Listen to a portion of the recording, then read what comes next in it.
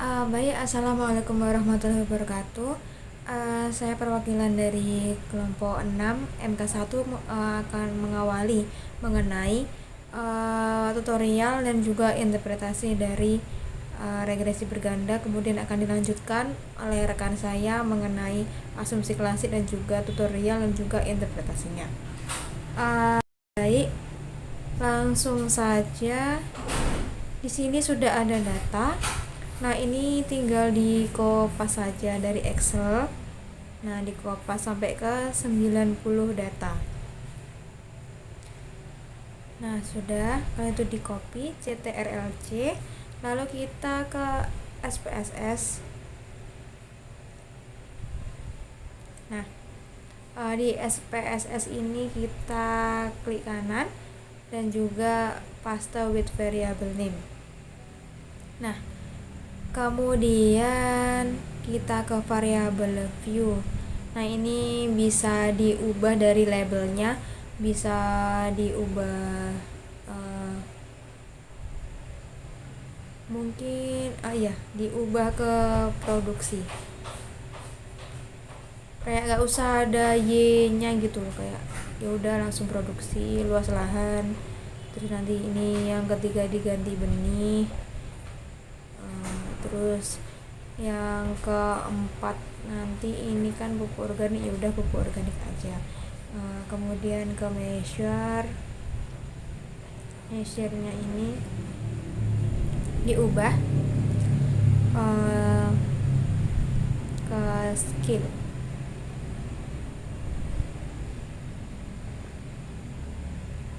Bentar, diubah dulu.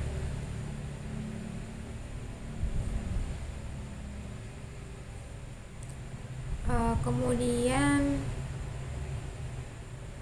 ini diubah ya, di produksi, D-nya itu dibuat skill sepertinya. Oke, dibuat skill aja.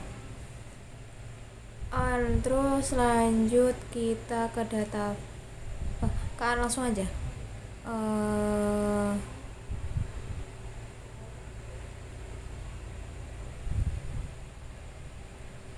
Kita ke analyze, terus kita pilih ini bawahnya ke regression, kemudian ke linear. Nah, yang diproduksi ini, yang Y ini masuk ke dependent. Kemudian yang X kayak luas lahan, benih, pupuk, ini kita masukkan ke independen. Kemudian langsung aja diklik OK. Oke. Nah, akan keluar nih outputnya kayak gitu.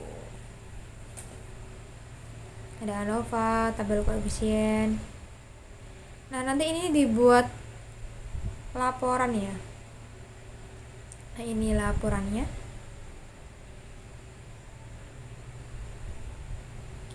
Nah, ini tadi ditabulasi datanya, kita masukin ke laporan.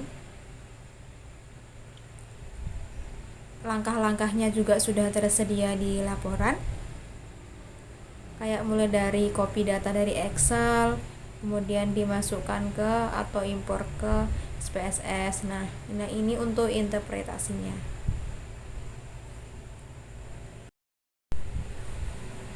Baik, lanjutlah ke interpretasi. Bisa dilihat di sini sebentar. Nah, ini ada tabel summary. Kayak kita lihat di adjusted R-square ya, bukan patokannya tuh di adjusted R-square, bukan di R-square. Bisa dilihat di sini adjusted R-square-nya kan 8,79%, sedangkan sisanya itu 12,1% dari 100%, yaitu yang 12,1% kan di luar model. Kayak artinya kayak pupuk organik, benih, dan luas lahan itu mampu menjelaskan kayak dengan baik gitu kalau data ini tuh akurat karena selisihnya kecil dengan R square dan model itu baik, jadi semua variabel memang relevan dan berpengaruh nyata. Kemudian di tabel ANOVA bisa dilihat di sini diketahui iku sik 0,000 ikan lebih kecil dari 0,05. Maka variabel pupuk, benih dan luas lahan berpengaruh pada produksi. Kayak juga ini dari F hitung diketahui F hitung itu lebih besar dari F tabel. Di model regresi itu berarti dikatakan signifikan dan menolak H0. Bisa dilihat di sini dari perhitungan F tabel di Excel pakai rumus FINV 0,05,3,86 dari DF ini hasilnya itu 271065 dan terlihat jelas di sini kalau F hitung itu lebih besar daripada F tabel. Kemudian di sini ada tabel koefisien. Nah, di sini bentuknya dari unstandardized bisa dilihat di sendiri dari koefisiennya itu bisa membentuk persamaan regresi, yaitu Y sama dengan min 64. Ini bukan berarti min ya, tapi sesuai dari penjelasan praktikum kemarin bahwa nilai itu dimutlakkan.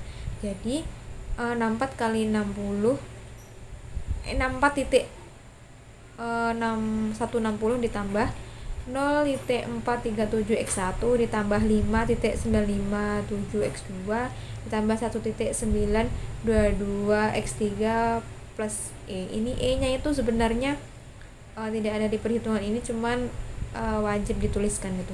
Yang artinya apabila luas lahan X1 bertambah semisal setiap 1 meter perseginya atau setiap hektarnya itu, maka jumlah produksi kayak mempengaruhi dari Y nya ini berarti bertambah sekitar 0,437 entah itu kilogram, gram atau ton. Begitu pula dengan setiap pertambahan benih dan pupuk, maka jumlah produksi Y juga pasti ikut bertambah. Kemudian interceptnya sendiri dari kalau dimutlakkan ini 64,160, yang artinya ketika nilai luas lahan misalnya dalam hektar benih dan juga jumlah pupuk organik, maka produksinya ini 64,16% dari rata-rata produksi. Kemudian dari standar DIS untuk melihat besaran kontribusi yang kayak mempengaruhi variabel dependen. Untuk nilai beta di sini bisa dilihat kayak nilai betanya di sini di standar DIS koefisien.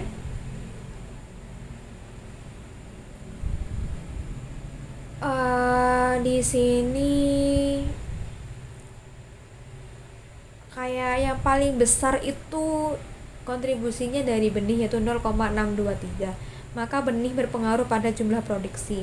Kemudian untuk nilai SIK untuk ini ya, SIK-nya untuk benih dan pupuk itu sebesar 0,001 di mana itu lebih kecil dari 0,05, maka kesimpulannya signifikan. Namun untuk luas lahan itu 0,083 itu lebih besar dari 0,05, yang artinya luas lahan ini tidak terlalu signifikan pada hasil produksi.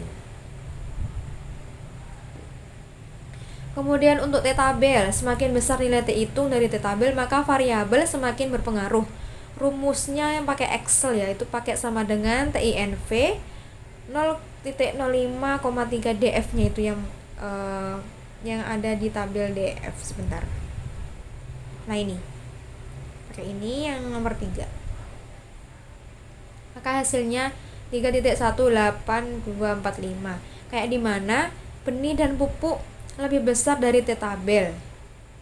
Terus ini juga pupuk lebih besar juga dari T-tabel, yang artinya benih dan pupuk berpengaruh signifikan terhadap hasil atau jumlah produksi. Namun untuk luas lahan lebih kecil dari T-tabel. 1,755 itu lebih kecil dari 3,18245, yang artinya luas lahan tidak terlalu mempengaruhi hasil produksi. Kemudian ini ada uji asumsi klasik di mana tutorialnya nanti menyusul. Nah, ini hasilnya juga langkah-langkahnya. Nah, dari hasilnya ini bisa dilihat di asymptotal adalah 0,018, itu lebih kecil dari 0,05 yang artinya tidak memenuhi syarat normalitas.